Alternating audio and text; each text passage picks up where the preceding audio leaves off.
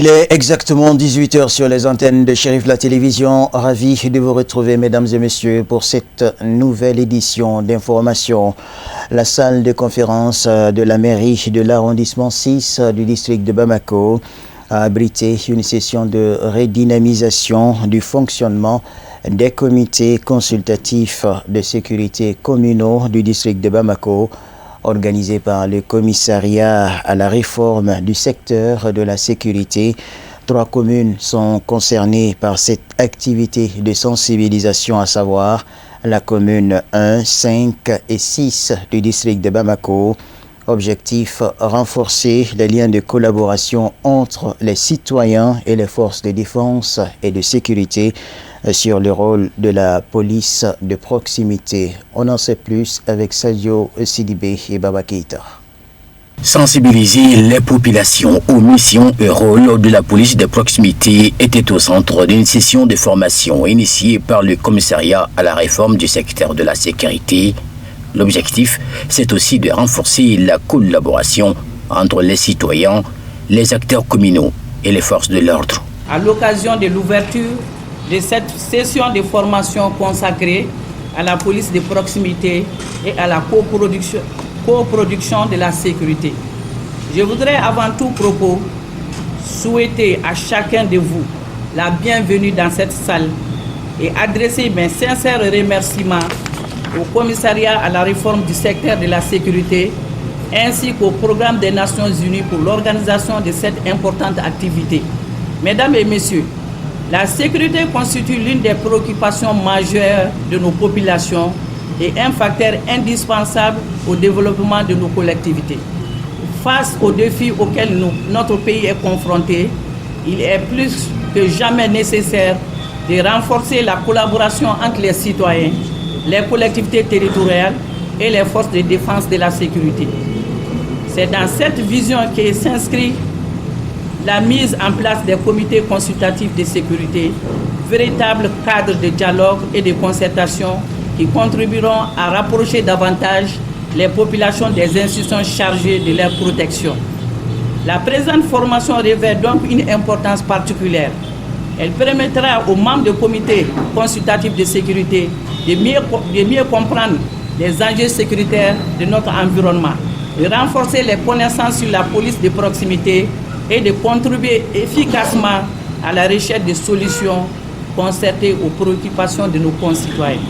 Je suis convaincu que les échanges qui auront lieu aujourd'hui permettront de consolider les acquis, de renforcer la synergie d'action entre les différents acteurs et de promouvoir une gouvernance sécuritaire fondée sur la confiance, le dialogue et la participation citoyenne.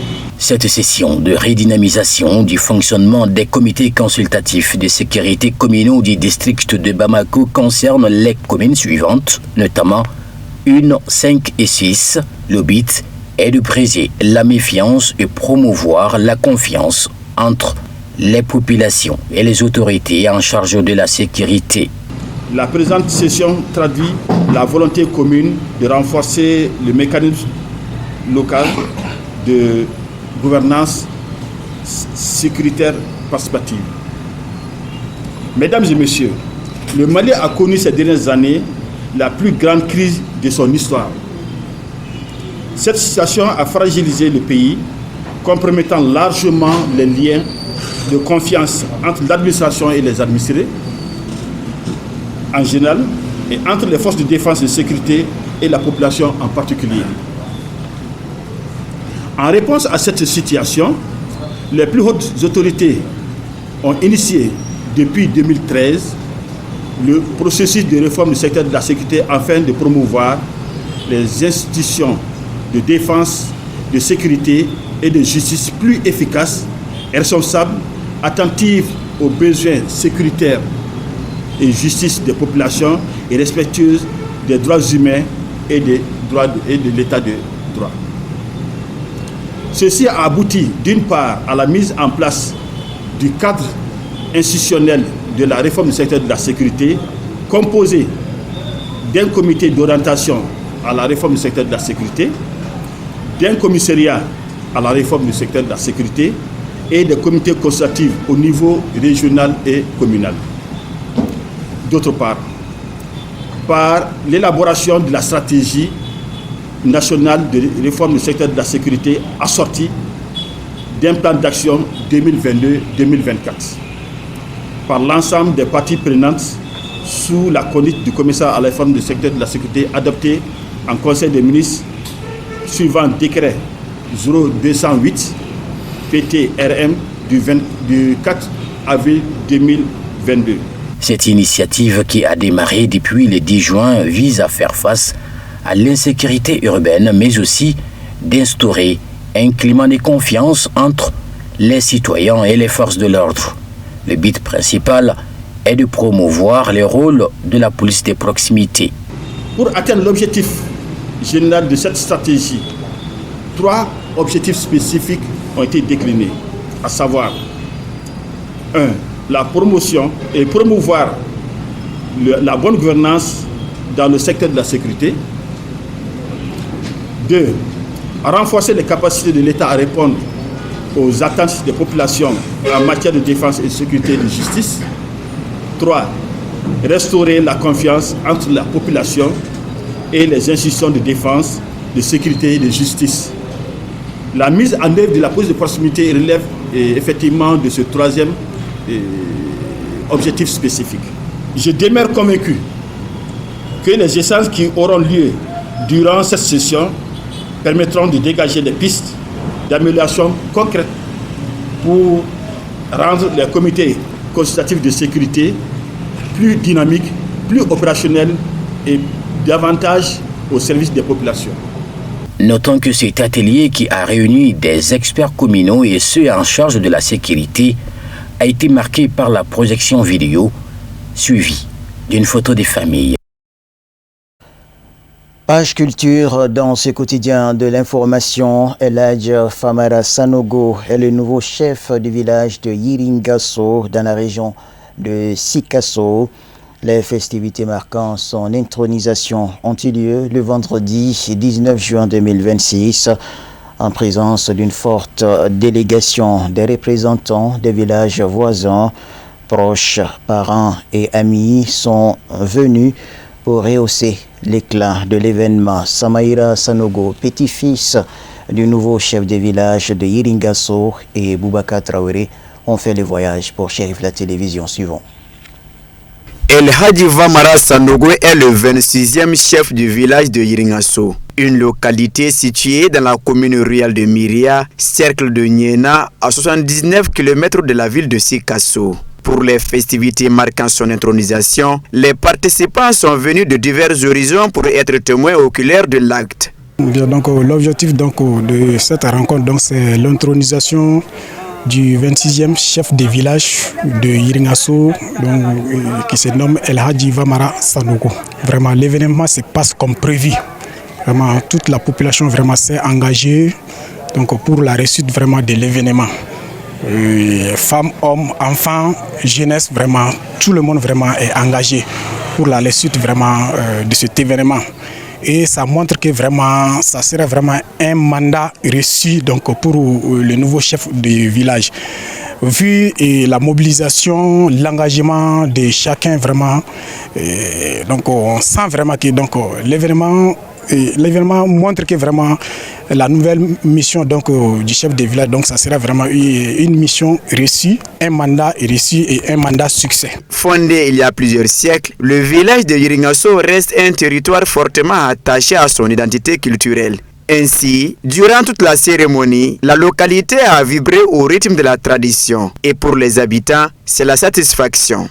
Aujourd'hui, nous nous réjouissons fortement et vu la grandeur de l'événement, et puisqu'il s'agit de l'intronisation officielle de notre grand-père El Hadji Famara Sanogo, qui aura désormais la destinée de ce village que j'ai nommé Yiringasso.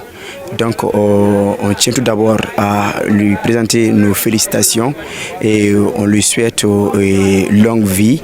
Et nous saluons également tous ceux qui ont contribué donc, de façon morale, de façon financière. Donc nous tenons à remercier tout un chacun et vraiment pour cette contribution de taille. Des pas de danse traditionnelle aux instruments musicaux, du terroir en passant par des démonstrations culturelles, l'événement aura été à hauteur de souhait, au dire des natifs de Yiringasso qui se réjouissent du déroulement sans incident de la cérémonie. Nous appelons aussi l'ensemble des villageois pour qu'ils puissent vraiment aider ce vieux à gérer les affaires courantes de ce dit village. Et par la même occasion, je tiens aussi à demander à notre grand-père d'être un chef de village qui sera à l'écoute vraiment de ses conseillers, puisque un leader, un dirigeant, donc a fortement besoin vraiment de ses subordonnés, de ceux qui l'accompagnent. Donc pour cela, vraiment, nous sommes très contents et nous saluons tous ceux qui ont effectué le déplacement, de près comme de loin. Dans la même veine, ils exhortent les habitants à accompagner le tout nouveau patron des légitimités traditionnelles de Yiringasso dans la gestion courante des affaires pour l'émergence de la localité et le bien-être de sa population. Je demande vraiment aux habitants de la population donc, de Yiringasso d'aider vraiment le nouveau chef du village donc, dans sa nouvelle mission. Donc c'est une mission donc, qui n'est pas du tout facile. Mais une fois que donc, les gens se mobilisent donc, ensemble, donc, ils trouvent donc, une solution donc, au problème. Donc gérer une population, donc, c'est pas du tout facile. C'est pas du tout facile. Donc c'est une tâche très lourde. Donc si les gens vraiment se donnent les mains, donc en aidant vraiment le chef des villages, donc je sais que vraiment ça va réussir. Donc je demande vraiment aux uns aux autres d'aider vraiment les nouveaux chefs de village dans sa nouvelle mission. Le rituel d'intronisation du centenaire, comme désormais chef du village de Yiringasso, des témoignages vivants sur ses qualités et son renvoi à ses nouvelles fonctions, le tout ponctué des séquences d'animation ont constitué l'essentiel de la cérémonie. L'actualité se poursuit en direct sur nos antennes et en images. Cette fois-ci, le fils du guide spirituel des Ansar, Seyid Cherif Ahmed Tidjane Aidara, a été accueilli à l'aéroport international de Madrid, en Espagne, par des milliers de fidèles musulmans, notamment les militants et sympathisants Ansar, venus d'un peu partout, l'Espagne et l'Europe, pour souhaiter la cordiale bienvenue au fils du président de la fêtière islamique du Mali, son éminence Seyid Cherif Ousmane Madani Aidara, accompagné d'une forte délégation pour la circonstance.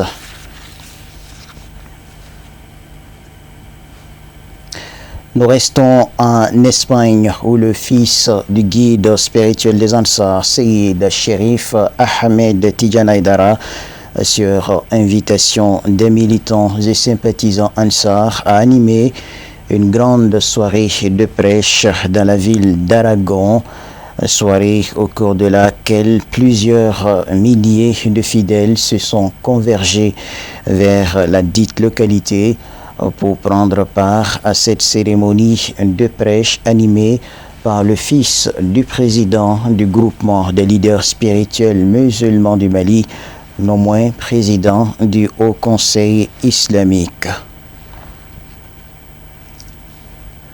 Sans transition, voyons ce qui constitue l'essentiel de l'actualité internationale en bref et en images.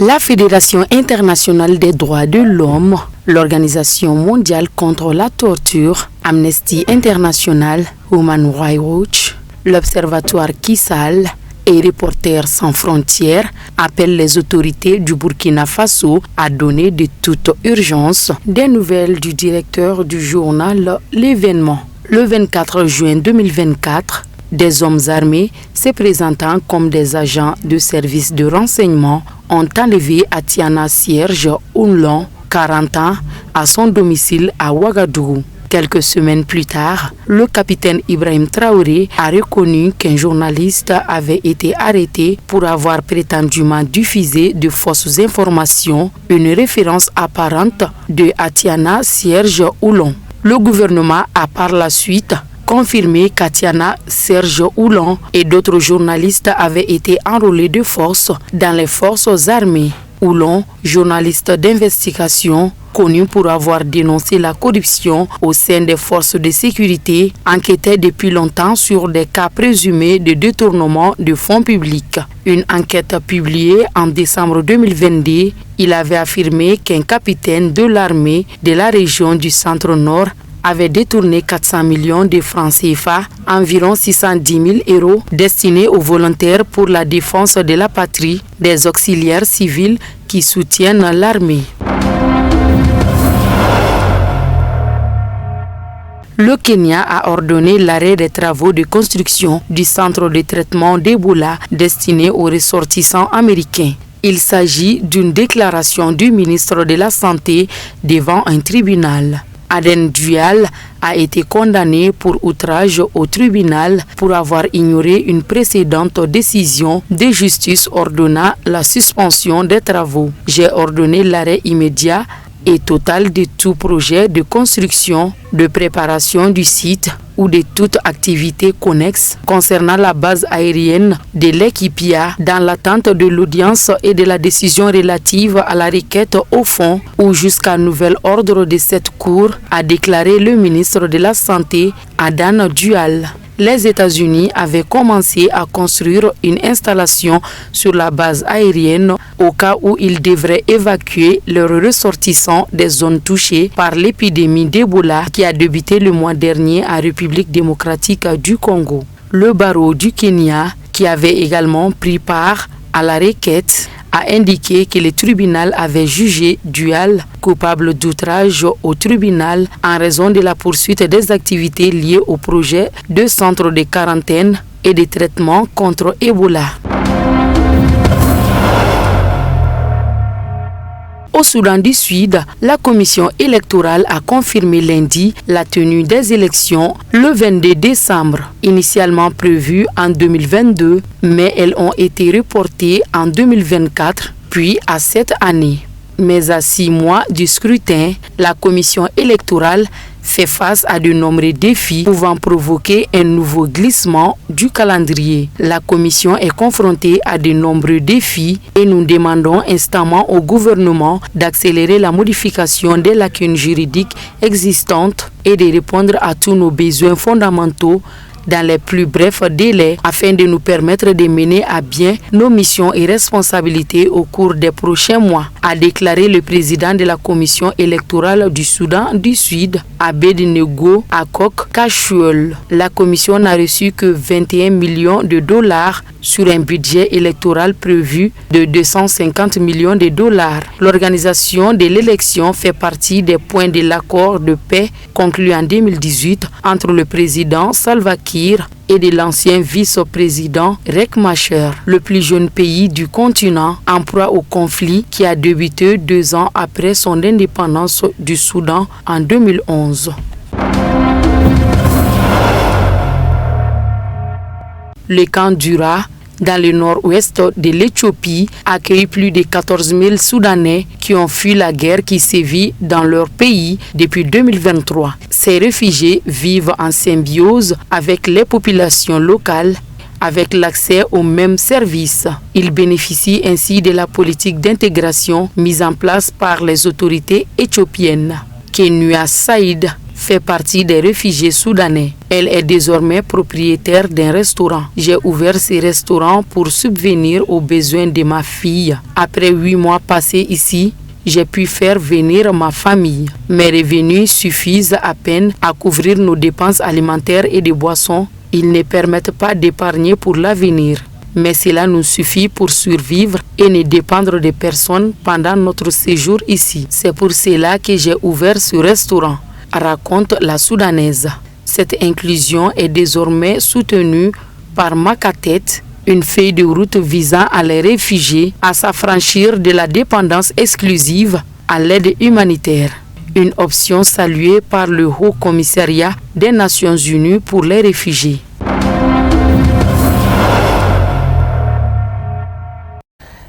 Et c'est la fin de ce tour d'horizon de l'actualité. Merci à vous de l'avoir suivi. Bonne suite de programme sur nos antennes. Bonsoir.